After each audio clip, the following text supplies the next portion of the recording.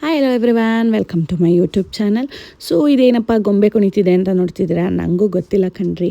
ನಮ್ಮ ಊರಲ್ಲಿ ಏನೋ ಫಂಕ್ಷನ್ ನಡೀತಿತ್ತು. ಸೊ ಹಾಗೆಯೇ ನಾನು ಇದೊಂದು ಸ್ವಲ್ಪ ವೀಡಿಯೋ ಮಾಡಿಕೊಂಡು, ಹಾಗೆಯೇ ವೀರಗಾಸೆನೂ ಸ್ವಲ್ಪ ಇತ್ತು ಅಂದ್ಬಿಟ್ಟು ಅದನ್ನ ನೋಡಿಕೊಂಡು ನಾವು ಹೊರಟಿದ್ದು ನಮ್ಮ ಹಿರಿಯೂರಲ್ಲಿ ಒಂದು ಸ್ಮಾಲ್ ಎಕ್ಸಿಬಿಷನ್ ಆರ್ಗನೈಸ್ ಮಾಡಿದ್ದಾರೆ. ಫಸ್ಟ್ ಟೈಮ್ ಅಂತ ಅಂದ್ಬಿಟ್ಟು ಹೋದ್ವಿ. ಸೊ ಟಿಕೆಟ್ ಕೌಂಟರಲ್ಲಿ ಟಿಕೆಟ್ ತೊಗೊಂಡು ನಾವು ಎಂಟ್ರಿ ಆದಮೇಲೆ ಎಂಟ್ರಿ ಆಗ್ತಿದ್ದಂಗೆ ಅಲ್ಲಿ ಫಿಶ್ ಅಕ್ವೇರಿಯಮ್ಸಲ್ಲಿ ಸ್ವಲ್ಪ ಫಿಶ್ನ ಪ್ರೆಸೆಂಟ್ ಮಾಡಿದರು.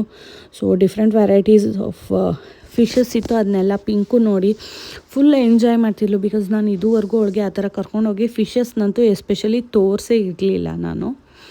ಅವಳಿಗೆ ಏನು ಮನೆ ಹತ್ರ ಬರ್ತಿತ್ತು, ಹಸು, ನಾಯಿ, ಈ ಥರ ಕುರಿ, ಈ ಥರದ್ದು ಮಾತ್ರ ತೋರಿಸ್ತಿದ್ದೆ. ಬಟ್ ಅವಳಿಗೆ ಏನೋ ಒಂಥರ ಯುನೀಕ್ ಅನ್ನಿಸ್ತದನ್ನ ನೋಡಿ. ಸೊ ಹಾಗೆಯೇ ಎಂಟ್ರಾದಮೇಲೆ ಸ್ವಲ್ಪ ಒಂದು 3 to 4 ಸ್ಟಾಲ್ಸ್ ಇತ್ತು. ಮಾಮೂಲಿ ಮೈಸೂರು ಎಕ್ಸಿಬಿಷನಲ್ಲಿ ಏನು ಆರ್ಗನೈಸ್ ಮಾಡ್ತಾರೆ ಅದೇ ಥರನೇ ಇತ್ತು ಇಲ್ಲೂ. ಮನೆಗೆ ಬೇಕಾಗಿರೋ ಐಟಮ್ಸ್, ಹಾಗೆಯೇ ಸ್ಟೇಷ್ನರಿ ಮತ್ತು ಟಾಯ್ಸ್ದು ಒಂದು ಸ್ಟಾಲು, ಹಾಗೆಯೇ ಹೇರ್ ಆ್ಯಕ್ಸಸರೀಸು. ಸೊ ಈ ಥರದ್ದೆಲ್ಲ ಸ್ಟಾಲ್ ಪಕ್ಕದಲ್ಲೇ ನೆಕ್ಸ್ಟು ಗೇಮ್ ಸ್ಟೇಷನ್ ಇತ್ತು. ಸೊ ಗೇಮ್ಸಲ್ಲಿ ಏನಂದರೆ ಅದೇ ಪೇ ಮಾಡಿ ಆಡ್ತಾರಲ್ಲ, ಸೊ ಆ ಥರದ್ದಿತ್ತು. ಸೊ ಅದೊಂದು 3-4 ಸ್ಟಾಲ್ಸ್ ಆದಮೇಲೆ ಫುಡ್ ಇತ್ತು. ಸೊ ಫುಡ್ ಸ್ಟಾಲ್ ಬಂದು ಓನ್ಲಿ ಒಂದೇ ಒಂದಿತ್ತು. ಅದರಲ್ಲೇ ಅವರು ಒಂದು 6 to 7 ಐಟಮ್ಸ್ನ ಸರ್ವ್ ಮಾಡ್ತಿದ್ರು. ಸೊ ನಾವು ಅದರಲ್ಲಿ ಟೇಸ್ಟ್ ಮಾಡಿದ್ದು ಬಜ್ಜಿ, ಗೋಬಿ ಮಂಚೂರಿ, ಹಾಗೆಯೇ ಚುರ್ಮುರಿ ಟೇಸ್ಟ್ ಮಾಡಿದ್ವಿ. ಅಷ್ಟೊತ್ತಿಗಾಗಲೇ ಮಳೆ ಶುರುವಾಗ್ಬಿಟ್ಟಿತ್ತು.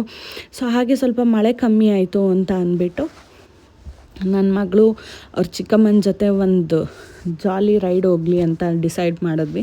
ಸೊ ಹಾಗೆಯೇ ಅವರಿಬ್ಬರನ್ನ ಗೇಮ್ ಆಡಲಿ ಅಂದ್ಬಿಟ್ಟು ಕಳಿಸಿದೆ ನಾನು, ಒಂದು ರೈಡ್ ಹೋಗಿ ಬರಲಿ ಅಂತ. So Pinku was excited. ಹಾಗೆಯೇ ಅದಾದಮೇಲೆ ಜೈಂಟ್ ವೀಲ್ಗೆ ಹೋಗಿದ್ವಿ.